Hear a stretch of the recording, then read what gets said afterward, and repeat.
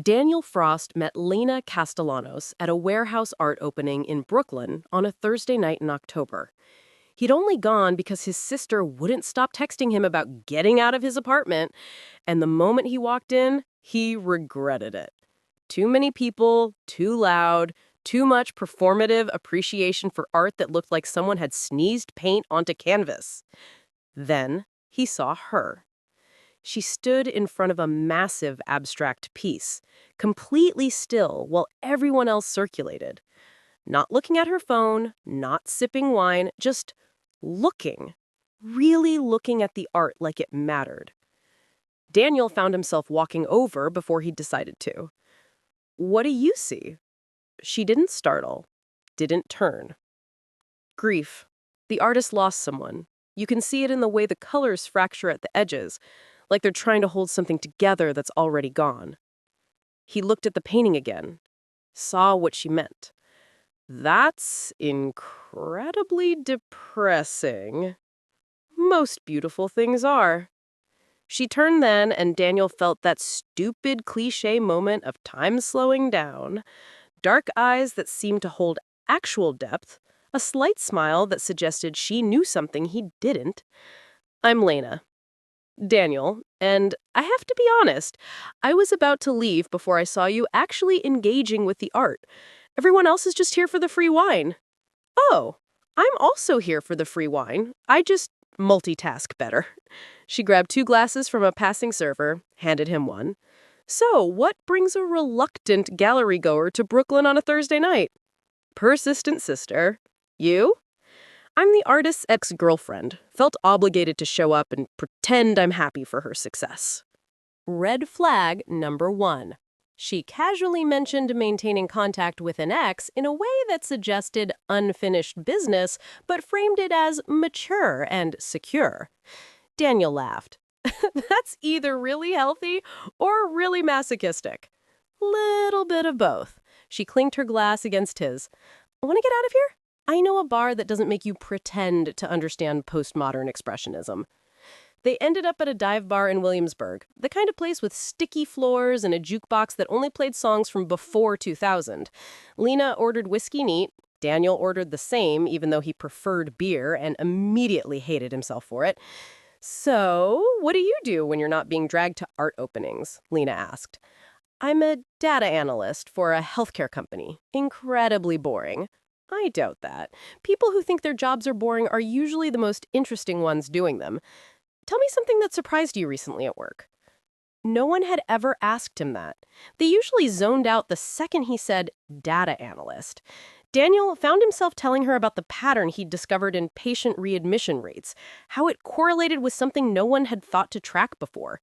Lena listened like he was describing the plot of a thriller. That's basically detective work. You're finding patterns in chaos. "I never thought of it that way." "Most people don't see what they're actually doing. They just see the label." She leaned back. "I'm a photographer, weddings mostly because it pays.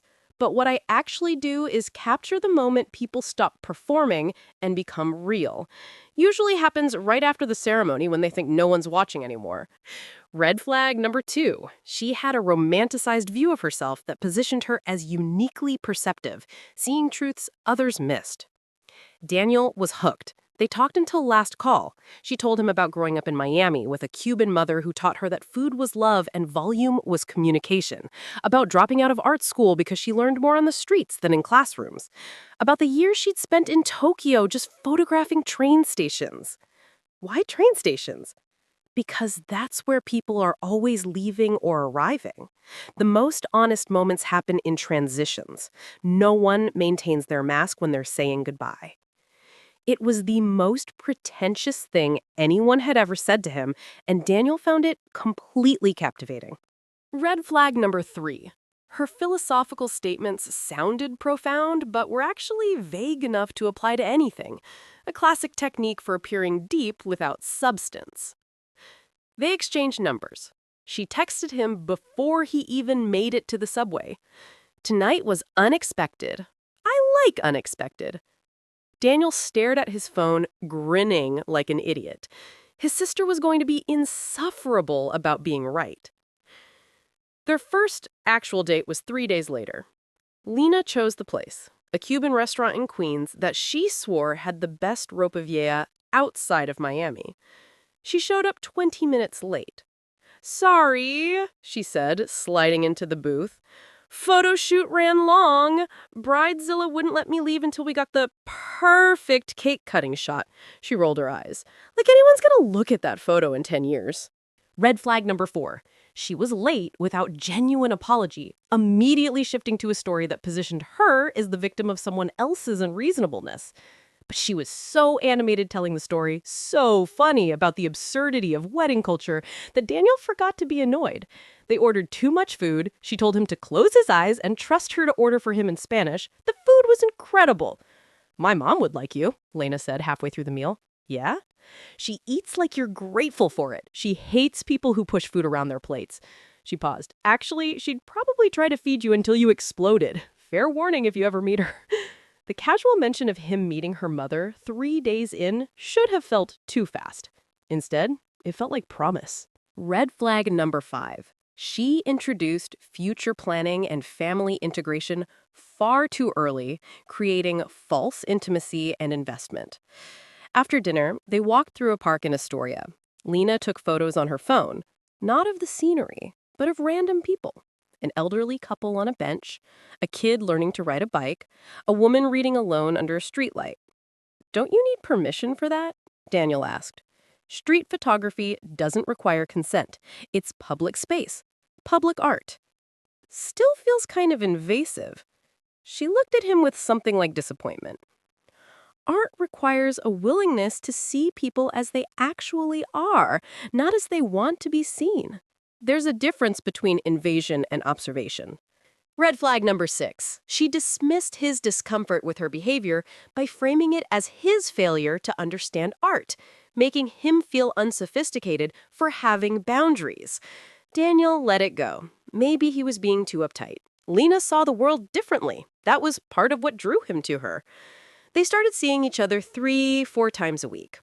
Lena's schedule was chaotic. Shoots on weekends, editing sessions that lasted until 3 a.m.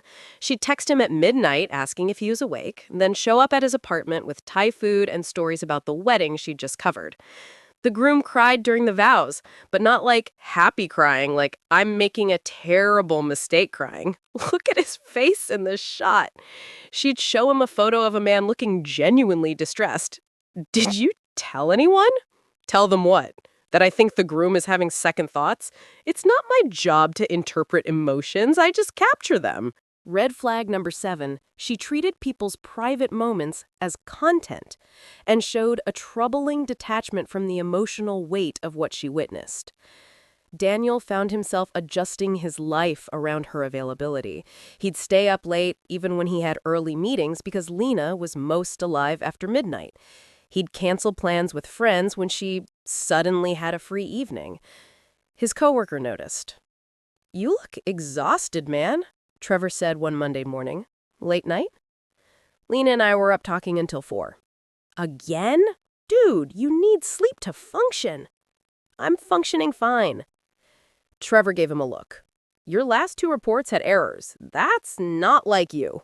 Red flag number 8. His work performance was declining, but he rationalized it as a temporary adjustment period, rather than a pattern of neglecting himself.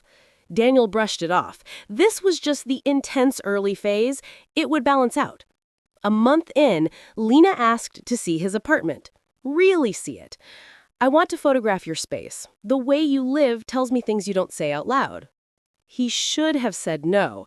His apartment was his private space, full of the accumulated markers of his life. Photos from college, books he'd read and reread, the small garden he tended on his fire escape. But he said yes, because saying no to Lena felt like rejecting the intimacy she was offering.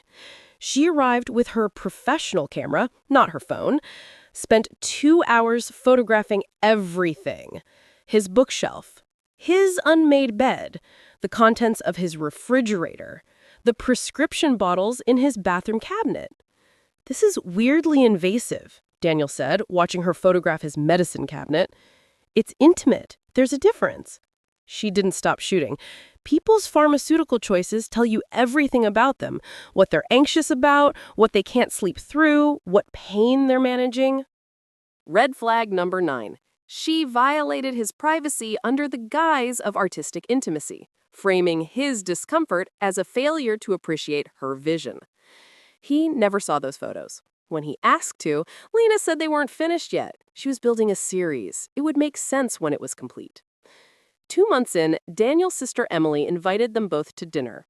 Lena agreed enthusiastically, then showed up an hour late, barely apologetic. "Sorry, I lost track of time editing." Emily was gracious, but Daniel could see the judgment in her eyes. After dinner, while Lena was in the bathroom, Emily leaned across the table. "She's a lot. She's passionate. There's a difference." "Daniel, she spent the entire dinner talking about her work and didn't ask me a single question about my life. That's not passionate, that's self-absorbed." Red flag number 10. She made no effort to connect with his family and showed no interest in people who mattered to him. Yet he defended her instead of seeing the pattern. The bathroom door opened. Lena emerged, smiling. "Ready?" In the car home, she was quiet. Finally, "Your sister doesn't like me. She barely knows you." I could feel it, the way she was looking at me, like I'm not good enough for you. Her voice cracked slightly. Maybe she's right. "Lena, no." "I'm a mess, Daniel. I know that. I keep weird hours. I'm obsessive about my work. I'm not good at performing for people's families. Your sister probably wants you with someone stable and normal." "I don't want stable and normal." "You mean that?" "I mean that." Red flag number 11. She used vulnerability as manipulation, creating a crisis where he had to choose between validating her and listening to his family's concerns. 3 months in, Lena's ex-girlfriend, the artist from the gallery, started commenting on her Instagram posts. Friendly comments. Inside jokes. Daniel felt something uncomfortable twist in his stomach. "You still talk to her?" "We're friends. That's healthy, isn't it?" "Mature?" "I guess. It just seems frequent." Lena's expression cooled. "Are you telling me who I can be friends with?" "No, I'm just..." "Because that's controlling. My ex-boyfriend used to do that. Isolated me from everyone he felt threatened by." She paused. "I told myself I'd never let someone do that to me again." Daniel felt like shit. "I wasn't trying to control you. I'm sorry." Red flag number 12. She compared his reasonable concerns to abusive behavior, making him afraid to ever question her again. He stopped mentioning the ex-girlfriend, stopped looking at Lena's social media because it made him anxious, told himself this was him growing, being secure, trusting. 4 months in, Daniel's phone died while he was at work. He stopped by Lena's apartment, she'd given him a key, to grab her laptop to check an urgent work email. His computer was at home and his boss needed an immediate response. He found the laptop on her desk, opened it. It didn't require a password. Her desktop wallpaper was a photo grid. It took Daniel a moment to process what he was seeing. They were all photos of him. But not the casual sweet photos couples take.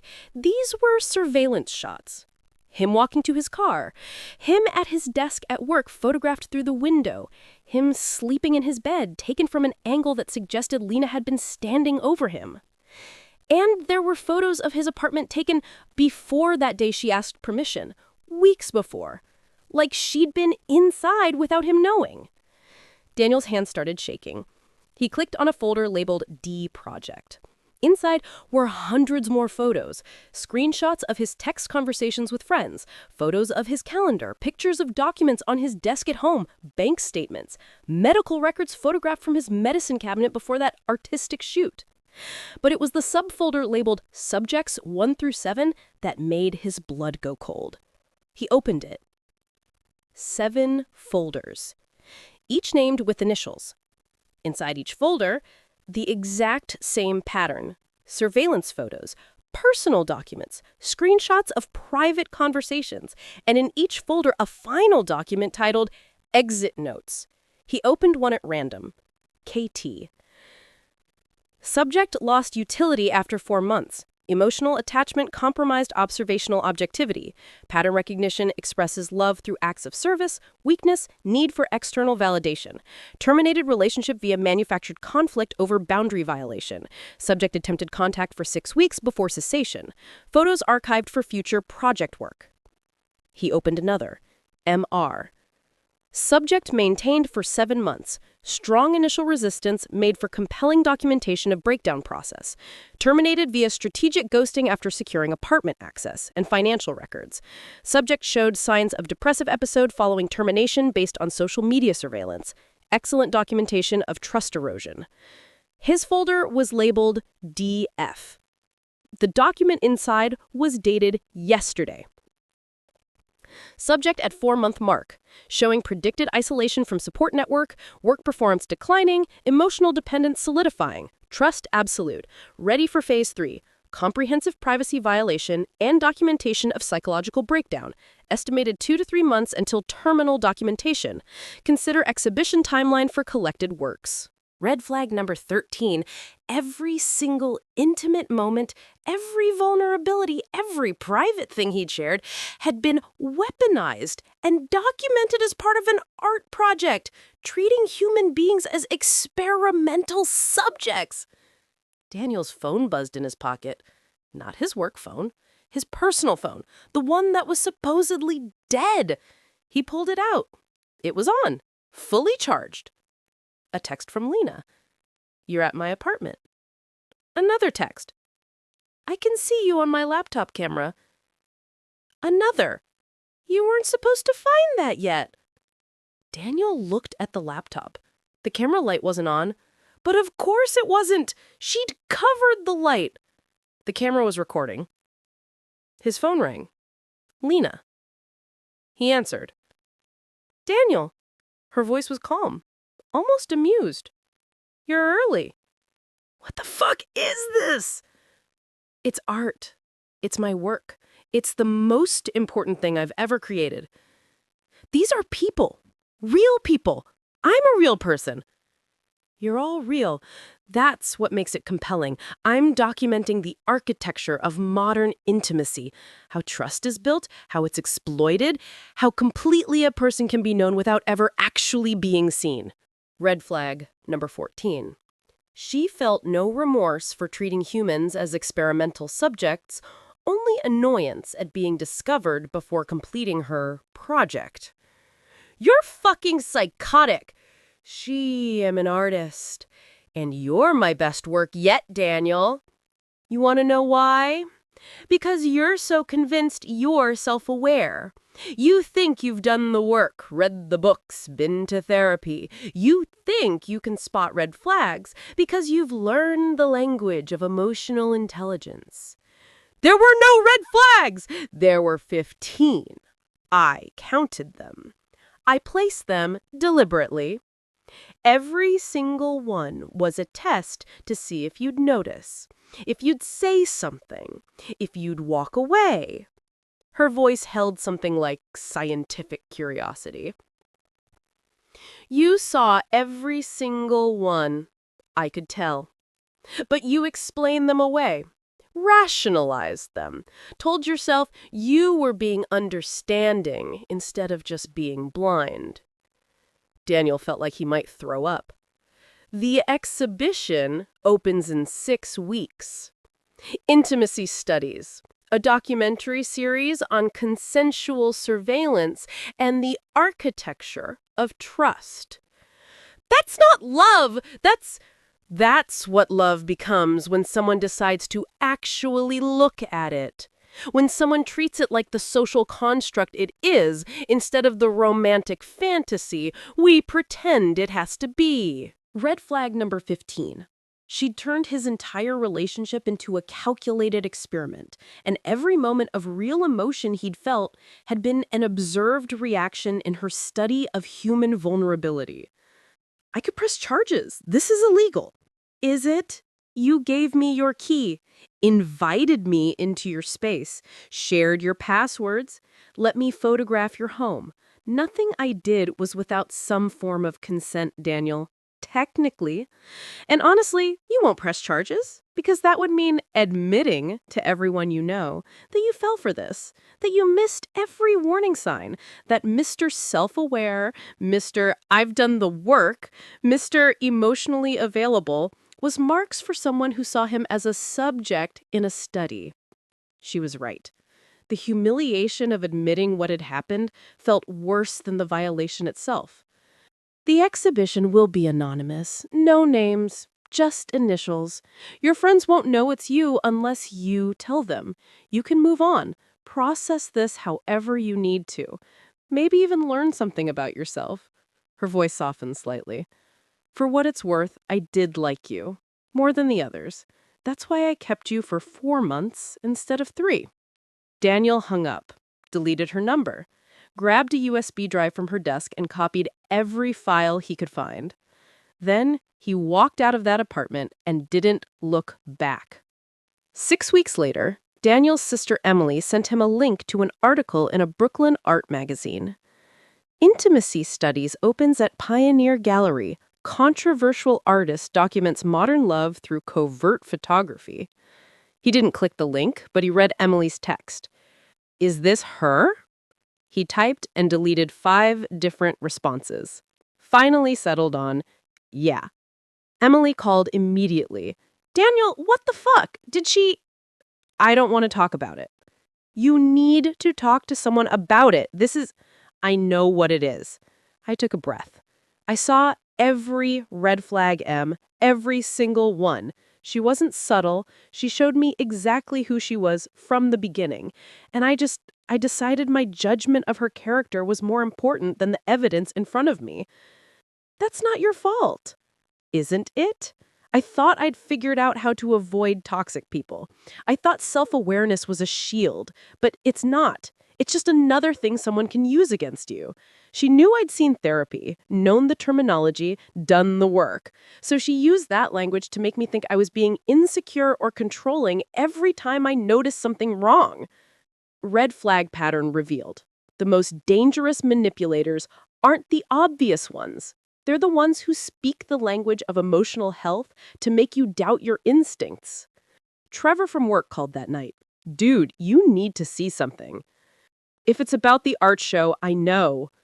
It's not about the show, it's about the reviews.